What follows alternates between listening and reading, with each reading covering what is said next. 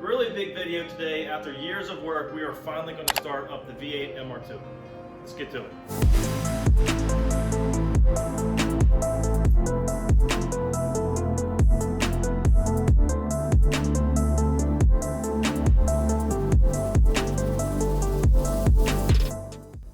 So over the past few months, I've been super busy working to get the inside of this thing painted up, the engine put back together. And on my last video, I got the whole front end done and the radiator put in. So moving forward, the first thing we need to do is get some power to it and install the battery. So I got my battery in there. I put the fuel filler neck back on top. I do need to make a battery hold down bracket, but I believe we can do that later. So now I'm gonna hook up the power lines.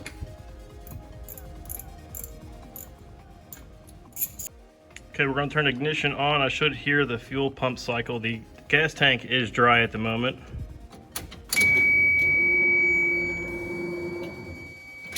All right, I definitely heard it prime. Next thing we're gonna check is an electronic throttle body, see if that still works. I can hear it.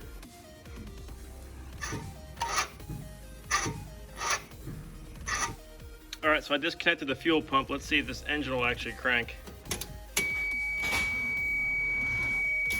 All right, well, it turned, probably just because I have a dead battery. We'll move on to other things.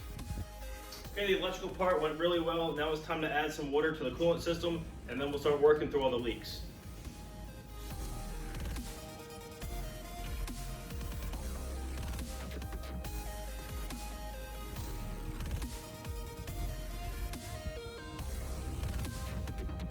So it looks like the water found its first leak back here at the water pump. So I'm going to slide under here and hopefully just tighten up a water clamp or a hose clamp to fix that.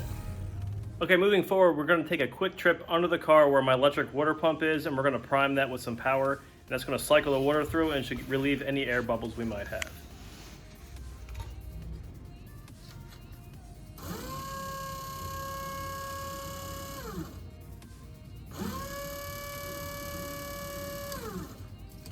All right, the coolant seems to be holding at least as an unpressurized system. So now we're going to move forward and put some dinosaur juice in here.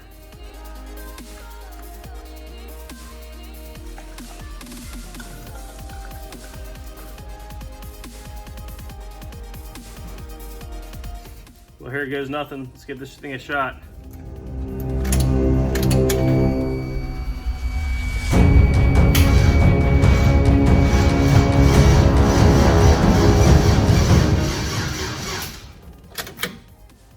Attempt number one. All right, there's nothing. Let's go have a look at some things. So I think for testing purposes, the first thing we should check is the fuel pressure. So I'm gonna turn the key and see what this thing goes up to. That looks like a problem. So the key is on, the fuel pump is primed. So that's something I gotta figure out. So unfortunately, it looks like we're gonna start off with replacing the fuel filter, and we'll see if the new one gives us the fuel pressure that we need.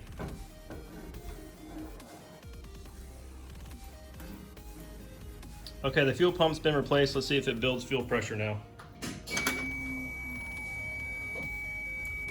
All right, so now that we have sufficient fuel pressure, I think it is time for attempt number 2.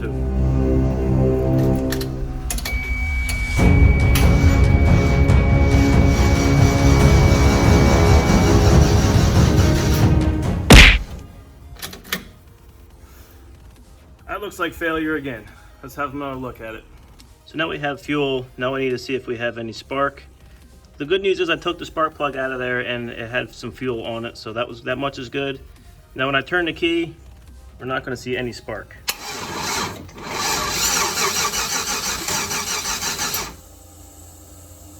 So that's the next thing I'm going to have to figure out. So I'm starting to chase what I think is a ground problem. I started out by moving the actual motor ground just temporarily to the shock tower. It's grounded, everything measures out fine, and that's not the problem. I moved forward and found the ground actually going to the coil packs, which is in this connector pack right here. I went from there, I used my multimeter on a resistance or ohms setting. When I turn the key and I run a jumper directly from here to the chassis, I get some 10 ohms. It was 10.9 ohms, which is extremely high. The weird part is when you turn the ignition on, you lose your ground completely. So it goes to open. Now to combat that, or at least try something, I'm gonna come in here with one of these little splice connectors. I'm gonna hit this ground, that same one that goes to there, jump a wire to the chassis, and we'll see if I have a connection. Okay, so now with my multimeter hooked up, the ignition is on. I'm gonna connect this to the chassis and we're gonna see how much resistance. So now it's exactly what we need. We can move back over and see if we have spark from the coils. All right, so attempt number 3 now. I now have the fuel pressure I need. I should have a ground gun to power up my ignition coils. So let's try the third try.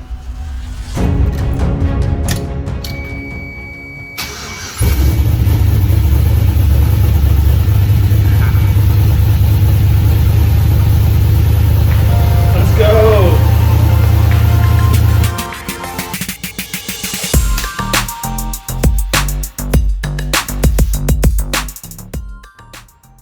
So in my excitement earlier, I disconnected the front coil packs off the right bank, and then I went and started up the motor, and what we just heard and what started up was it only running on 4 cylinders. So I have the right bank now plugged back in, and we're going to start it back up, and we're going to see how it sounds on all 8 cylinders.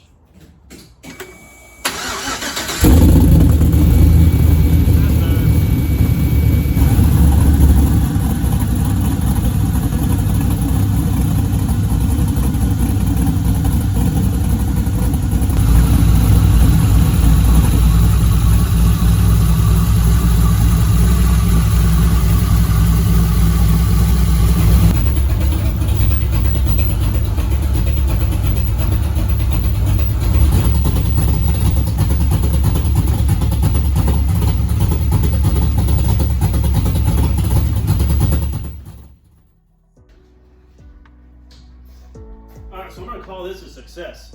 I did not expect to run into those two few problems I had with the fuel and not having any pressure and not having any ignition. The last time I had this motor running many years ago, the fuel pressure worked just fine off of that pump. Had no wiring issues with those coil packs. Moving forward, we need to get this thing attuned. I'm going to call up my friend Brett from BoostKing Tuning. I'm going to have him come over here. We're going to put a bass tune just to get this thing rolling. After that, we're going to get this over to his place and on the rollers. So, join me for that video. It should be pretty exciting. Thanks for watching. Hit subscribe and we'll see you then.